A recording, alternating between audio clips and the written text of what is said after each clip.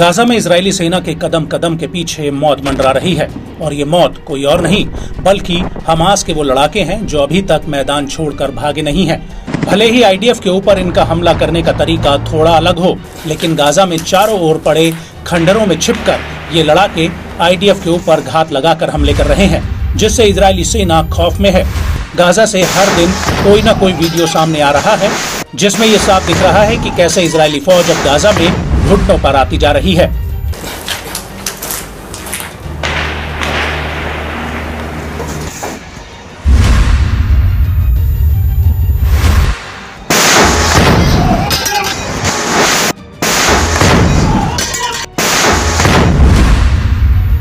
और अब इसी कड़ी में अल कासिम ब्रिगेड ने इजरायली सेना के ऊपर खान यूनिस शहर में एक और बड़ा हमला किया है, जिसका वीडियो फुटेज भी सामने आया है।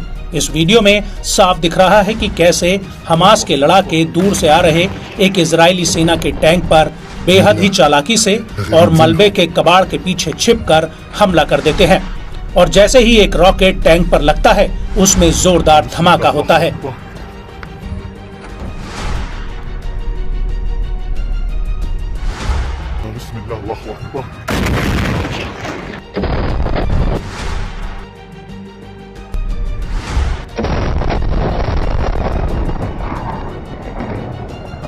इसके बाद दो टैंक और आगे बढ़ते हुए नजर आते हैं, जिनमें से पीछे वाले टैंक पर हमास के कुछ लड़ाके कंधे पर रॉकेट लॉन्चर रखकर उस पर हमला करने के लिए भागते हैं।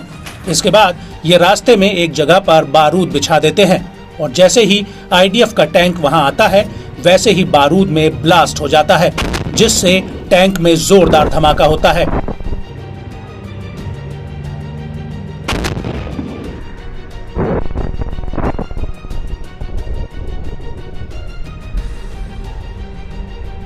इसके बाद एक गली के उस तरफ एक और टैंक खड़ा दिखता है, जिसके ऊपर हमास के लड़ाके रॉकेट दाग देते हैं, जिसमें जबरदस्त ब्लास्ट होता है।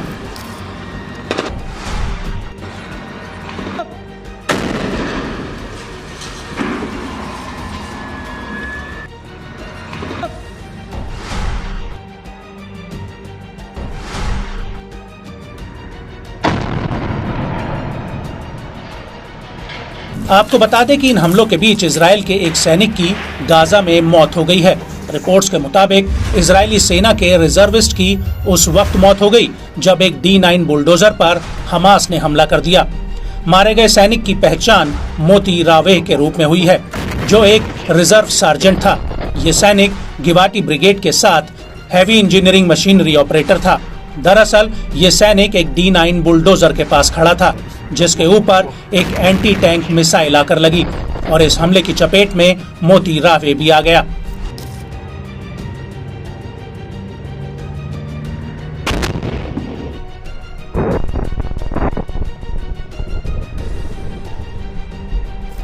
आपको ये भी बता दें कि इसी दौरान 25 जुलाई 2024 को रफा की सड़कों पर इजरायली सेना और हमास के लड़ाकों की जोरदार भिड़ंत हुई है। इस दौरान रफा के ऊपर आसमान में आग की लपटें उठने लगी और दक्षिणी गाजा की सड़कों पर गोलियों और विस्फोटकों की आवाजें गूंज रही थीं। बड़ी बात यह है कि इजरायली सेना पूर्वी खान यूनिस के कुछ कस्बों में काफी भीतर तक घुस चुकी है और उसके टैंक केंद्रीय रफा में हवाई हमलों के साथ आगे बढ़ रहे हैं।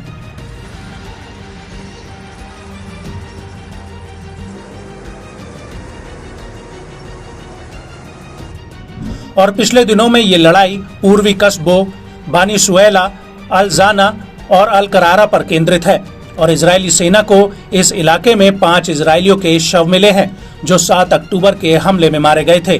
आपको बता दें कि 7 अक्टूबर से अभी तक इजरायली सेना के 688 सैनिक मारे गए हैं और इनमें अकेले 328 ऐसे सैनिक हैं जो गाजा में जमीनी हमला शुरू होने के बाद मारे गए।